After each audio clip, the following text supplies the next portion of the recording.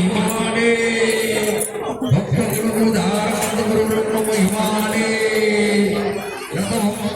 भारत में अनेक संप्रदाय देखा मिलता है। से महिमा धर्म अन्यतम। यही धर्मावलंबी संत माने कौनसी प्रतिमा पूजा करती नहीं।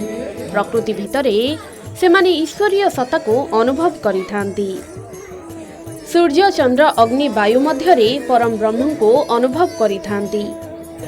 तेणु काकटपुर निकट महादेव बस्त ग्राम निकट देवी नदी कूल अवस्थित महिमा आश्रमर प्रतिष्ठा दिवस पालन उत्सव धूमधाम सहकारे आयोजन करा जायछि। एठारे महिमा धर्मर साधु मानक द्वारा आश्रम सम्मुखरे विशाल धुनी स्थापना करा जाई घृत यज्ञ सहित झाड़ दीप प्रज्वलित करा जायथिला। साधु माने एही धुनी कुंडरे घृत आहुति प्रदान करने सहित महिमा गोस्वामी नाम उच्चारण करी भक्त मानकर मंगल कामना करथिले। धुनी कुंडरे आहुति प्रदान निमंते भक्त माने घियो दान करने सहित साधु मानकर आशीर्वाद भिक्षा करुथिबा देखिबाकु मिलिथिला। तो महिमा धर्म जो आगु को आसीची एटा प्रथम रो ही स्वर उत्तोलन करिछि। एटा ही धर्म अर्थात ए प्रभु परम ब्रह्म उपासना ही धर्म। यही परम ब्रह्म उपासना समस्ते करंतु जा द्वारा समस्ते से अनुप्राणित हेले ए समाज रक्षा हो पारिबो, धर्म रक्षा हो पारिबो, विश्व रक्षा हो पारिबो।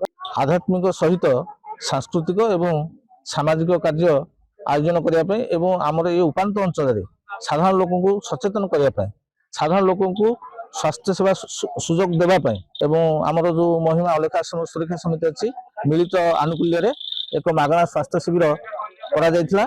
एठारे बहु असहाय लोक एवं गरीब लोक तांकर स्वास्थ्य सेवा पाइछन्ति।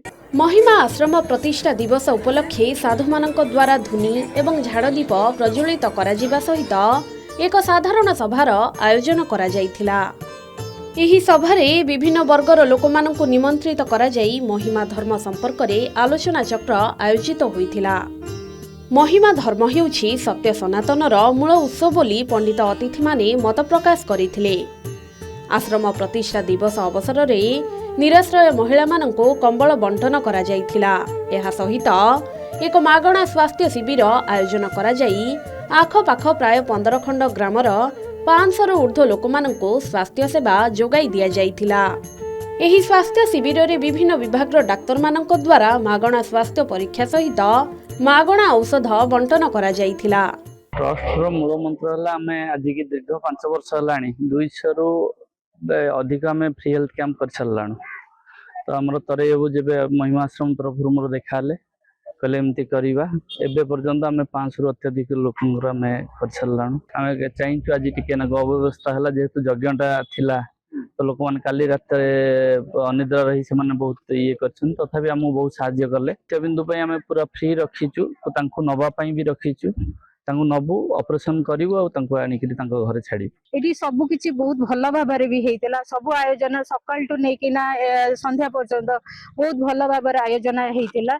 तो ये सब विभाग आसी समस्ते जमती कि ईएनटी आसते, डेंटाल आसते, गायनिक आसते, नेफ्रोलोजी आसते, न्यूरोलोजी आसते, तापरे अर्थवाला आसते समस्त सब विभाग आसी। तो ये बहुत भल लगे देखिकिना पेशेंट माने आसी तो आशीर्वाद को लेकिन आज आम एटी अच्छु बहुत भल भाव भी आज बहुत भल आयोजन भी होता।